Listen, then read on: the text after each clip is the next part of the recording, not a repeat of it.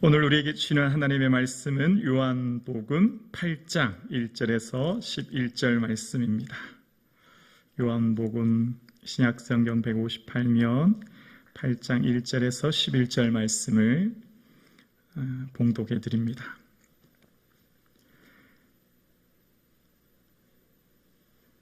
예수는 감난산으로 가시니라. 아침에 다시 성전으로 들어오시니 백성이 다 나오는지라. 앉으사 그들을 가르치시더니 서기관들과 바리새인들이 음행 중에 잡힌 여자를 끌고 와서 가운데 세우고 예수께 말하되 선생이여 이 여자가 간음하다가 현장에서 잡혔나이다. 모세는 율법에 이러한 여자를 돌로 치라 명하였거니와 선생은 어떻게 말하겠나이까? 그들이 이렇게 말함은 고발할 조건을 얻고자 하여 예수를 시험하밀러라. 예수께서 몸을 굽히사 손가락으로 땅에 쓰시니 그들이 묻기를 마지 아니하는지라. 이에 일어나 이르시되 너희 중에 죄 없는 자가 먼저 돌로 치라 하시고 다시 몸을 굽혀 손가락으로 땅에 쓰시니 그들이 이 말씀을 듣고 양심의 가책을 느껴 어른으로부터 시작하여 젊은이까지 하나씩 나아가고 오직 예수와 그 가운데 섰던 여자만 남았더라. 예수께서 일어나사 여자 외에 아무도 없는 것을 보시고 이르시되 여자여 너희를 고발하던 그들이 어디 있느냐?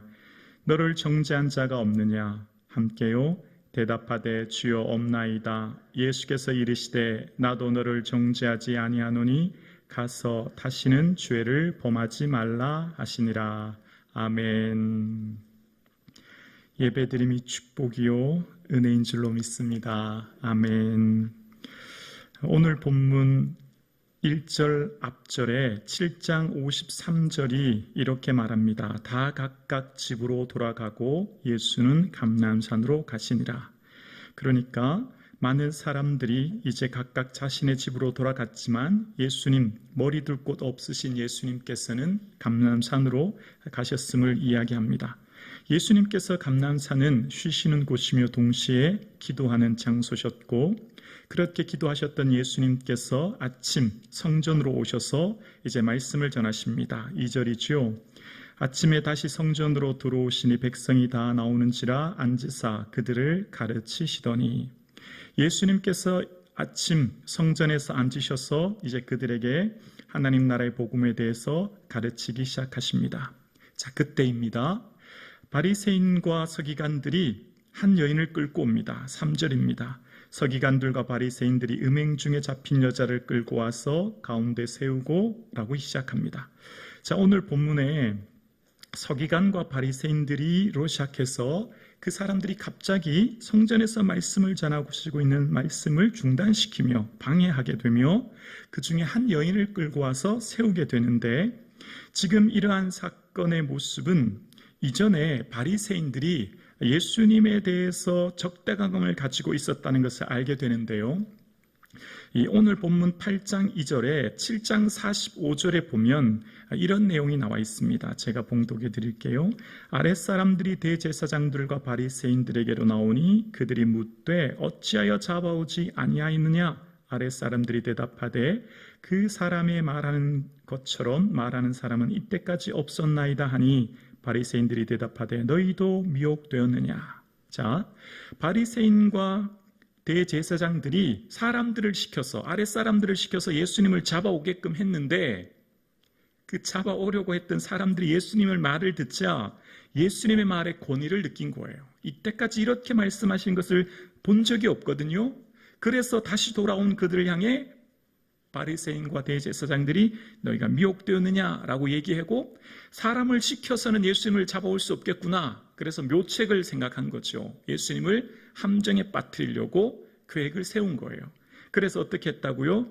4절입니다. 예수께 말하되 선생이여 이 여자가 간음하다가 현장에서 잡혔나이다. 지금 이 사람들이 바리새인과 서기관들이 예수님께 이 현장에서 잡힌 여자를 데려온 것은 예수님을 통하여 해안을 얻기 위해 이 문제에 대해서 조언을 구하고 과연 이 문제를 어떻게 해결을 할지에 대해서 질문한 게 아닌 거죠. 종교 지도자들은 올무를 놓아서 예수님을 시험하기 위해, 그래서 6절에 보면 그들이 이렇게 말함은 고발할 조건을 얻고자 하여 예수를 시험함일러라 라고 이야기합니다. 그러니까 지금 이 사람들의 동기는 예수님을 올무에 걸려 시험에 들게 하기 위함이라는 거예요. 레위기 20장 10절에 보면 이웃의 아내와 간음한 자는 그 간부와 음부를 반드시 죽일지다 라고 되어 있고, 신명기 22장 22절에도 동침한 여자와 남자를 둘 다 쳐 죽이라 라고 되어 있습니다. 그러니까 율법에 의하면 이 여인은 돌에 맞아 죽을 위기에 처해진 것이죠. 자, 그런데 예수님께서 만약 이 여인을 용서하시게 되면 예수님은 모세의 율법을 어긴 것이 되죠. 그래서 사람들은 예수님을 고발할 조건을 찾게 됩니다. 그렇게 되면 하나님의 공의가 무너지는 거죠. 예수님은 어떤 분이었죠? 세리와 죄인의 친구셨습니다. 바리새인들은 그걸 너무 잘 알고 있었어요. 예수님은 결코 이 현장에서 잡힌 여인을 죽이라고 하지 않을 거야 라고 하는 것을 이미 예측하고 있었던 거죠. 예수님은 99.9% 그 사람을 돌로 치려 하지 못하실 걸. 왜요? 예수님은 늘 사랑을 얘기하셨거든요. 그러니까 그들은 이미 예측한 거예요. 이 여인을 예수님께 데려가면 절대 모세의 법대로 하라라고 하실 분이 아니란 걸 예측했거든요. 그래서 이런 딜레마에 빠지게 해서 예수님을 모세의 율법을 어기게 하여 그들이 고발하기 위해서 준비한 거예요. 그럼 만약 반대로 돌로 치라라고 하면 하나님의 사랑이 무너지는 거죠. 예수님의 명성과 인기가 깨어지게 되는 것입니다. 그러면 무슨 일이 벌어지냐면 이때 당시에 로마가 이 팔레스틴 이스라엘 통치하고 있는데 로마에서 사형법만은 로마법으로 해결할 수 있어요. 그러니까 모든 종교법은 그들에게 허용했는데 유일하게 사형만은 빌라도의 재판 앞에 와야 되는 거예요. 로마법에만 허용되는 거거든요. 그러니까 만약 돌로 치라라고 하면 로마법에 저촉이 되는 거예요. 그러니까 예수님은 이러지도 저러지도 못하는 상황, 그러니까 공경에 빠뜨리기 위해서 지금 이 바리새인과 서기관들이 이런 문제를 가지고 온 거죠. 그러나 예수님께서는 요한복음 1장 17절 말씀처럼 율법은 모세로 말미암아 주어진 것이요 은혜와 진리는 예수 그리스도로 말미암아 온 것이라 라고 하는 말씀처럼 율법과 은혜를 조화를 시켜서 이 문제를 이제 풀어가기 시작하십니다. 자, 오늘 이 본문을 묵상하면서 한번 잠깐 이 서기관과 바리새인들에 대해서 생각해 볼까요?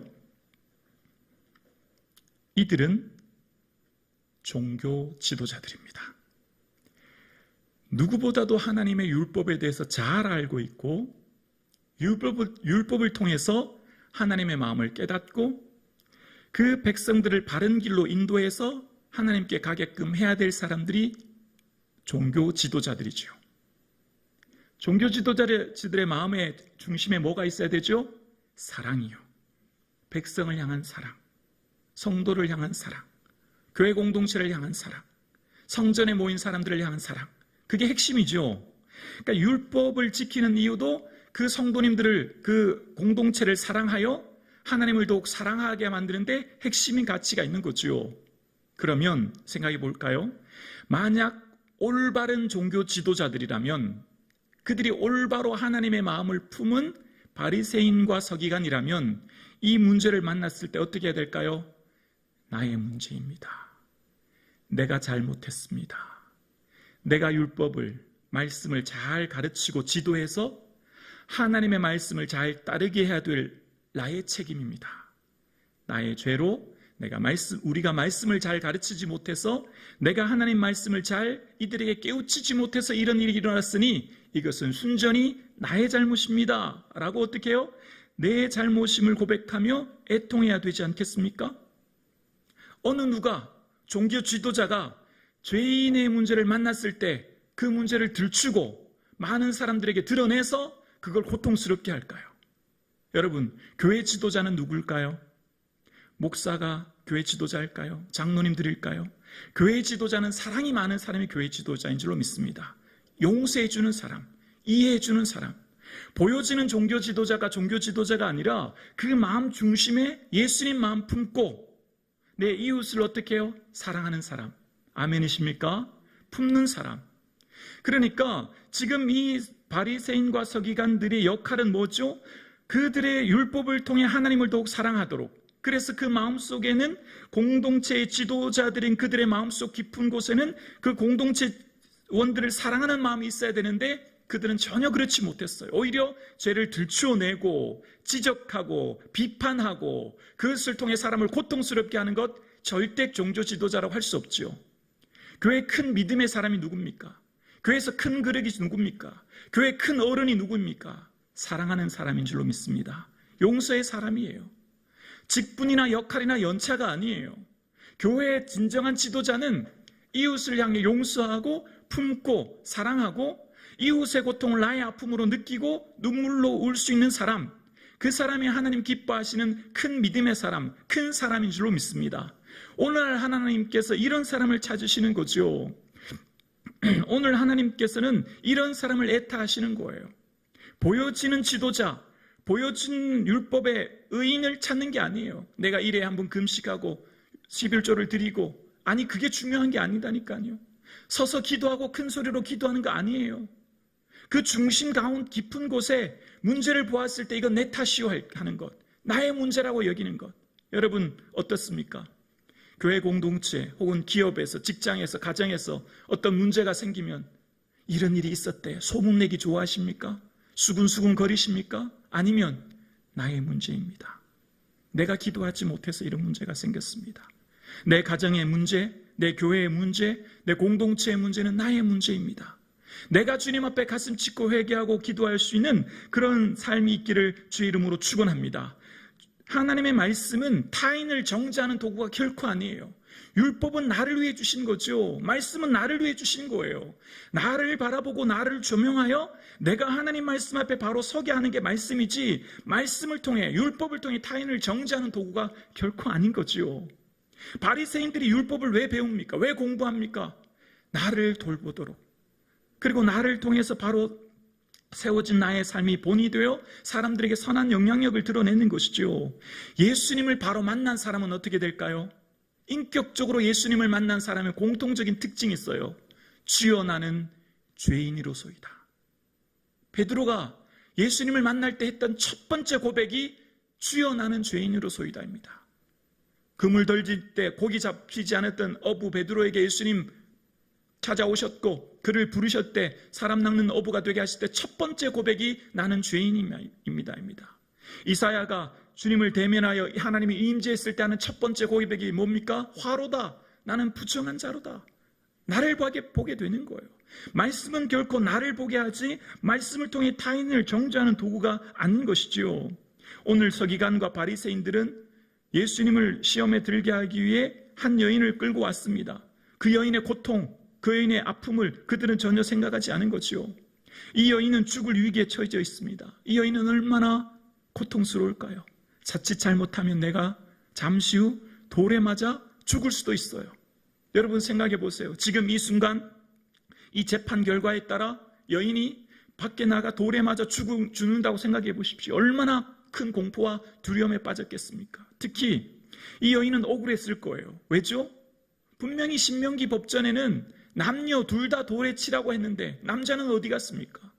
신명기 법전에는 반드시 2명 이상의 증인이 있어야 됩니다. 증인이 어디 있습니까? 없어요. 남자는 어디 갔습니까? 없어요. 왜 나만이라고 하는 억울한 마음 들지 않겠습니까? 이 여인은 어쩌면 약자요, 사회적으로 소외된 약자임을 알 수 있어요. 구약의 남성들은 중심 사회였죠. 회당도 10명 이상의 남성이 모여야 회당을 만들 수 있었고, 구약에서 보면 여성들은 숫자에도 들지 못했습니다. 유대인들의 기도 속에는 아침마다 하나님 내가 이방인과 여인으로 태어나지 않음을 감사합니다라고 기도할 정도로 여인에 대한 소외가 있는 거죠. 여인은 사회적 약자였던 거예요. 그 사회적 약자를 고통스럽게 하고 있는 것입니다. 이 상황 가운데 예수님께서 보시는 거죠. 그리고 7절에 말씀하십니다. 그들이 묻기를 마지 아니하는지라 이에 일어나 이르시되 너희 중에 죄 없는 자가 먼저 돌로 치라 하시고, 예수님께서 말씀하십니다.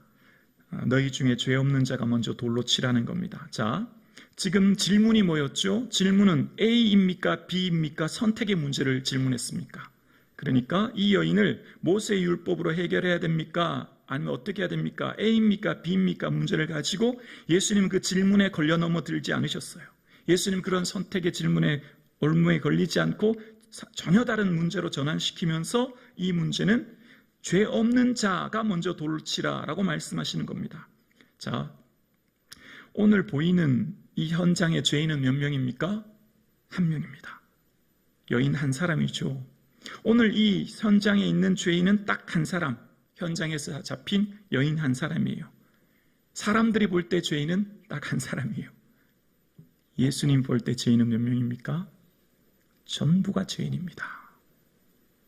서기관, 바리새인, 군중, 할 것 없이 전부가 죄인입니다. 드러난 죄, 숨겨진 죄일 뿐이에요. 나타난 죄, 드러나지 않은 죄일 뿐이에요. 그 차이뿐입니다. 지금 이 사람들은 여인이 죄인이라고 손가락질하지만 예수님 볼 때는 전부가 죄인이에요. 모두가 죄인이에요. 그러면서 그들은 저 여인의 죄가 있다고 탓하고 있는 거죠. 예수님께서 보시길 때는 모두가 다 의인처럼 여인을 향해 손가락질하지만 예수님 보실 때 모두가 죄인입니다. 간음하지 말라 하연 것을 너희가 들었으나 뭐죠? 십계명 말씀이에요. 그러나 예수님은 어떻게 말씀하셨죠?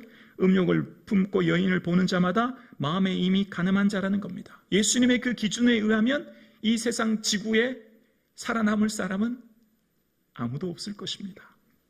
사람들이 볼 때 한 사람이 죄인이지만 예수님이 볼 때 모두가 다 죄인인 것입니다. 드러났냐 숨겨졌냐 그 차이뿐인 거죠. 그래서 의인은 없나니 하나도 없고 깨닫는 자도 없고 찾는 자도 없어 다 치우쳐 선을 행하는 자가 없다. 로마서를 이야기합니다. 그런 상황 가운데 예수님께서 땅에 뭔가 쓰셨죠.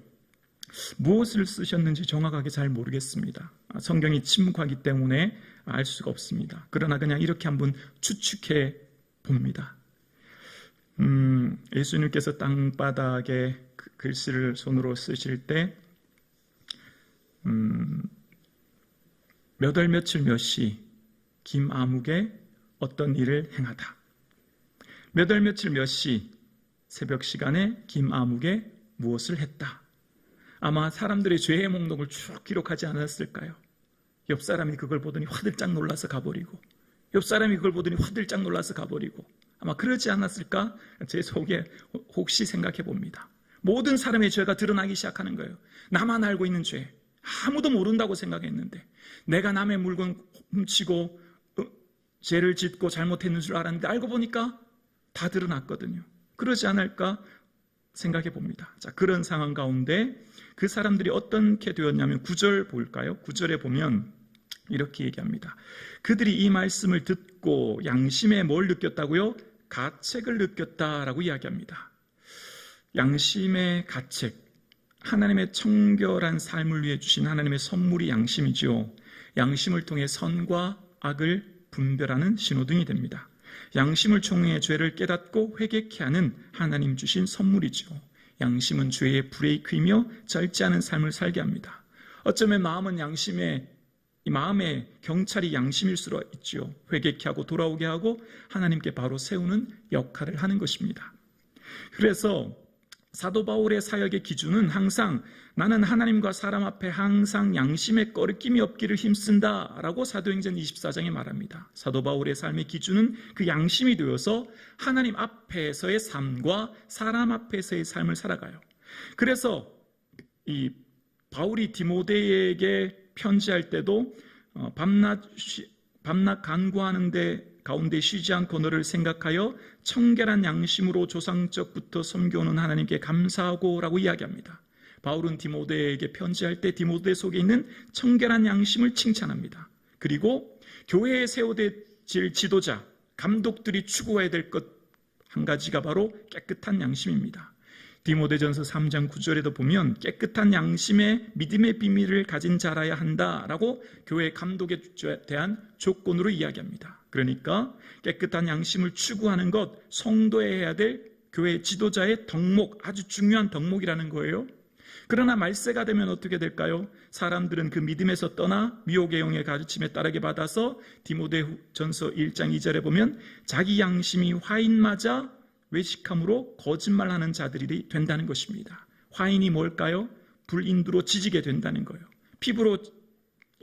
인두로 피부를 지지면 어떻게 될까요? 상처가 나고 굳어져서 민감성이 떨어지게 되죠. 딱딱해지게 되죠. 그러니까 양심의 화인 만든다는 것은 하나님의 성령의 말씀에 민감하지 못하게 되는 것이 되는 거죠.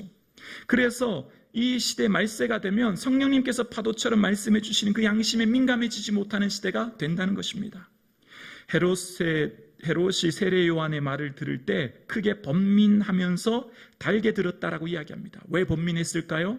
양심의 가책을 느꼈기 때문이죠. 양심을 통해서 하나님께 더 가까이 가게 하고 하나님께 돌이킬 수 있는 회개의 기회를 주시는 거예요. 그래서 로마서 2장 15절에도 보면 그 양심이 증거가 되어 그 생각들이 서로 혹은 고발하여 혹은 변명하여 그 마음에 새긴 율법의 행위를 나타내느니라 라고 이야기합니다. 우리 양심이 증거가 되어서 우리의 삶을 돌아보게 하는 것이지요. 그래서 가책, 여기 양심의 가책이라고 하는 가책의 원어의 뜻은 엘렌코라고 하는 뜻인데 이것은 노출시키다, 빛으로 가져오다 라는 뜻이에요. 우리 마음의 양심을 예수님께 노출시키는 거예요. 빛으로 가져오게 하는 거예요. 예수님께서 이후에 요한복음 8장 12절에 예수님이 스스로를 뭐라고 말씀하시죠? 나는 세상의 빛이다 라고 말씀하시죠. 빛 대신 예수님 앞에 나아가면 어둠이 물러가듯 우리의 삶의 양심이 예수님께 나타나게 되므로 나 자신을 돌아보게 되는 거죠. 나의 삶을 점검하게 되는 거죠. 나의 양심이 주님 앞에 노출되어서 나의 흠과 나의 잘못을 돌아보게 하는 역할을 하게 되는 거예요. 그러니까 빛 대신 예수님께서 지금 이 성전에서 말씀하시다가 잡혀온 여인들에게 이 죄를 드러나게 하신데 여인의 죄를 탓하시기보다 여인을 잡아온 사람들과 무리들에게 그 양심의 가책을 통해 그들 스스로가 죄를 보게 하게 만드시는 거죠. 여인이 아니라 그들 스스로의 죄를 보게 하심으로 그들이 돌이키고 돌아가게 하는 역할을 말씀하시는 거예요. 예수님께서는 언제나 그 말씀을 통하여서 스스로를 보게 하시는 거죠. 내 눈 속에 있는 티를 보라라고 하는 말씀, 내 눈 속에 있는 형제 있는 눈 속에 있는 티를 보고 내 눈에 있는 들보를 깨닫지 못하느냐라고 하는 말씀처럼 언제나 주님은 내 눈 속에 있는 들보를 먼저 보게 하시는 거죠. 그래서 주님께서는 그들의 양심의 가책을 통하여서 그들이 하나둘 떠나가게 하시고 그들에게 향하여서 내 고발하던 자들이 어디 있느냐, 너는 정죄하는 자가 어디 있느냐 말씀하신 주님이 이제 11절에 이렇게 말씀하십니다. 대답하되 주여 없나이다. 예수께서 이르시되 나도 너를 정죄하지 아니하노니 가서 다시는 죄를 범하지 말라 하시니라. 아멘. 예수님께서는 다시 한번 기회를 주십니다. 예수님께서는 다시 한번 그 여인에게 용서의 은혜를 주시는 것이지요. 그러므로 이제 그리스도 예수 안인 자에게는 결코 정죄함이 없나니 이는 그리스도 예수 안에 있는 생명의 성령의 법이 죄와 사망의 법에서 너를 해방하였음이니라. 이렇게 용서할 수 있는 권위와 힘은 어디에서 나올까요? 이제 예수께서 십자가 지심으로 그 여인의 죄를 대신 지시는 것입니다. 예수님의 용서는 대속의 은혜입니다. 그 여인의 죄를 예수님이 지실 것이고 그 지심으로 인하여서 여인과 온 인류의 죄를 해결해 주시는 것이거든요. 예수님께 나아가는 자는 언제나 새로운 기회를 주십니다. 예수님께 나아가는 자는 어떠한 죄인도 용서해 주시지요. 어떠한 죄 가운데 있는 자도 주님께 내 가슴을 찢고 회개하는 자에게는 반드시 새로운 기회를 주시고 용서해 주시고 그 용서의 기회를 통해서 새롭게 주의 은혜 가운데 살게 하시는 것입니다. 그래서 예수님께 나온 이 여인이야말로 새로운 기회를 얻게 된 것을 보게 되어집니다. 그러면서 예수님께서 말씀하시기를 강조하는 점이 11절에 나옵니다. 11절에 보면 대답하되 주여 없나이다. 예수께서 이르시되 나도 너를 정죄하지 아니하노니 가서 어떻게 해요? 다시는 이라는 강조가 있습니다. 다시는 죄를 범하지 말라. 예수님께서 죄와 여인을 분리해서 보시는 거죠. 죄인을 미워하지만 그 여인을 사랑하시면서 여인에게 경고하시기를 다시는 이라고 강조하시면서 그 죄의 반복성, 중독성, 파급 효과에 의해서 분리된 삶을 살 수 있도록 말씀하시는 거예요. 다시는 죄를 범하지 말라라고 말씀하신 적이 한 번 있습니다. 오늘 본문 외에 5장 14절에 보면 베데스다 38년 된 병자를 고치시면서 더 심한 것이 생기지 않도록 다시는 죄를 범하지 말라라고 말씀하셨어요. 그때도 역시 다시는 죄를 범하지 말라고 하셨고, 그때 말씀하시기를 더 심한 것이 생기지 않도록이라는 겁니다. 죄는 중독성이 있고, 죄는 확장성이 있고, 죄는 반복성이 있어서 한번 우리가 범죄한 죄는 또다시 범죄할 가능성이 높고, 그 죄는 확장성이 있어서 작게 시작했던 죄악들은 점점 더 크게 자랄 위험이 있고, 그 점점 더 크게 자란 죄의 중독성으로 인하여서 우리가 그 죄에서 헤어나오지 못할 위험성이 있으므로 다시는 이라는 말 속에서 죄에 대한 결단과 의지 속에 살아가라고 하신 것을 보여주고 계신 것이지요. 그래서 이 여인에게 다시는 그 죄를 범치 않도록 말씀하시는 겁니다. 오늘 함께 예배드리시는 우리 성북중앙 가족 여러분, 함께 신앙생활하는 교회 공동체 일원으로 내가 공동체를 바라볼 때 내 눈에 무엇이 많이 보이십니까? 내가 공동체를 바라보며 함께 신앙생활하는 이 공동체 안에 어떤 것들이 많이 보이십니까? 죄인이 많이 보이십니까? 아니면 의인이 많이 보이십니까? 허물 많은 사람들이 많이 보이십니까? 아니면 사랑스러운 사람이 많이 보이십니까? 지금 내 눈에 어떤 사람들이 많이 보이십니까? 사랑하는 성북중앙 가족 여러분, 예수님의 마음을 품고 그리스도의 사랑이 우리 마음에 충만할 수 있기를 주의 이름으로 축원합니다. 오늘 이 시대에 하나님께서 찾는 사람, 어떤 사람일까요? 하나님이 찾는 교회 공동체의 지도자는 어떤 사람일까요? 사랑의 사람인 줄로 믿습니다. 오래 참고 모든 것을 참고 바라고 믿고 견디는 사람. 오늘날 많은 교회들이 있습니다. 이 땅에 세워진 수많은 교회들 가운데 하나님께서 택하신 이 성북중앙교회, 주님이 뭘 원하실까요? 왜 주님께서 오늘 성북중앙교회를 이곳에 세우셨고 오늘 우리를 통해 이곳에서 예배드리게 하실까요? 오늘 우리를 왜 이 수요 예배 자리에 부르셔서 하나님께서는 예배드리게 하실까요? 저와 여러분에게 하나님께서 요구하시고 바라시고 기대하시는 건 뭘까요? 사랑하는 아들아, 내가 너를 통해 사랑의 종이 되어 내가 머무르는 그곳에 모든 장벽이 무너지고 사랑으로 하나 되어지고 사랑의 매는 띠로 하나 되어지는 사랑의 공동체가 되었으면 좋겠다. 내가 머무르는 그 직장, 그 가정, 그 삶의 자리마다 내가 가는 곳에 사랑이 넘치고 은혜가 넘치는 자리가 되었으면 좋겠다. 그것이 주님의 마음인 줄로 믿습니다. 만약 내 눈에 보여지는 것들이 타인의 흠이나 타인의 잘못이 보인다면 나를 다시금 돌아볼 수 있는 은혜를 구하셔서 내 눈에 사랑스러운 성도들이, 은혜스러운 성도들이 더 많이 보여질 수 있기를 기도하는 저와 여러분 되실 수 있기를 주님의 이름으로 축원합니다.